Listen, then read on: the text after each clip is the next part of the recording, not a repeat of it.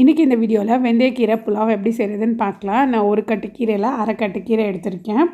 இல்லை வெந்தயக்கீரையில் வந்து நிறைய நன்மைகள் இருக்குது. நம்ம ப்ரெக்னென்சி டைமில் அயன் கண்டென்ட் வந்து குறையும். இந்த மாதிரி வெந்தயக்கீரை வாரத்துக்கு 2 வாரம் எடுத்துகிட்டு வந்தால் நம்மளுக்கு அந்த ஃபோலிக் ஆசிட் அயன் கண்டென்ட்லாம் நல்லா கிடைக்கும்.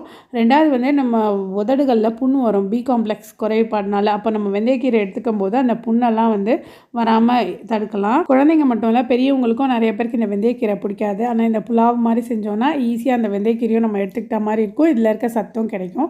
ஃபஸ்ட்டு நான் புலாவுக்கு 1 கிளாஸ் ரைஸ் எடுத்திருக்கேன். வெறும் பச்சரிசி தான் எடுத்திருக்கேன். இப்போ ஒரு குக்கரில் கொஞ்சமாக கடலெண்ணெய் சேர்த்துக்கிறேன். 1 டேபிள் ஸ்பூன் நெய் சேர்த்துக்கிறேன்.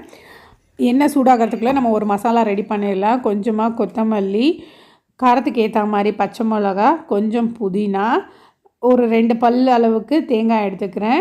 1 டேபிள் ஸ்பூன் இஞ்சி பூண்டு பேஸ்ட்டு, இல்லைனா வெறும் இஞ்சி பூண்டாகவே எடுத்துக்கலாம். என்கிட்ட இஞ்சி பூண்டு பேஸ்ட் இருக்கனால நான் இஞ்சி பூண்டு பேஸ்ட் டேரெக்டாக சேர்த்து மிக்சியில் நல்லா அரைச்சி ஃபைன் பேஸ்ட்டாக அரைச்சி எடுத்துகிட்டு வந்துக்கலாம். இப்போ எண்ணெய் காஞ்சிடுச்சு. ஹோல் கரம் மசாலா சேர்த்துக்கிறேன். இது எல்லாம் பொரிஞ்சதுக்கப்புறமா ஒரு வெங்காயம் சேர்த்துட்டு நல்லா வதக்கி எடுத்துக்கலாம். இந்த புலாவுக்கு கேரட், பீன்ஸ் அந்த மாதிரி சேர்த்துக்கலாம், பட்டாணி சேர்த்துக்கலாம். இது துவரை சீசன்றனால முழு துவரையும் சேர்த்துருக்கேன்.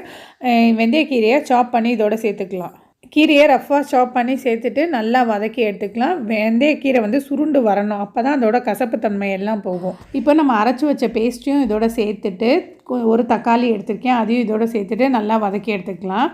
இந்த மசாலா, தக்காளி, வெங்காயம் இது எல்லாம் வதங்கி வரதில் தான் இந்த புலாவோட டேஸ்ட்டே சூப்பராக தூக்கி கொடுக்கும். நல்லா எண்ணெய் பிரிஞ்சு வர வரைக்கும் நல்லா வதக்கி எடுத்துக்கலாம். ரைஸ்க்கும் மசாலாவுக்கும் தேவையான அளவு உப்பு சேர்த்துட்டு நான் 1 கிளாஸ் பச்சரிசி சேர்த்துருக்கேன். அதனால் 2 கிளாஸ் தண்ணி ஊற்றி தண்ணி கொதிச்சதுக்கப்புறமா அரிசியை சேர்த்து குக்கரை மூடி 3 விசில் வச்சு எடுத்தேன்னா சூப்பரான உதிரியான வெந்தயக்கீரை புலாவ் ரெடி. ட்ரை பண்ணி பாருங்கள். வீடியோ பிடிச்சா லைக் பண்ணுங்கள்.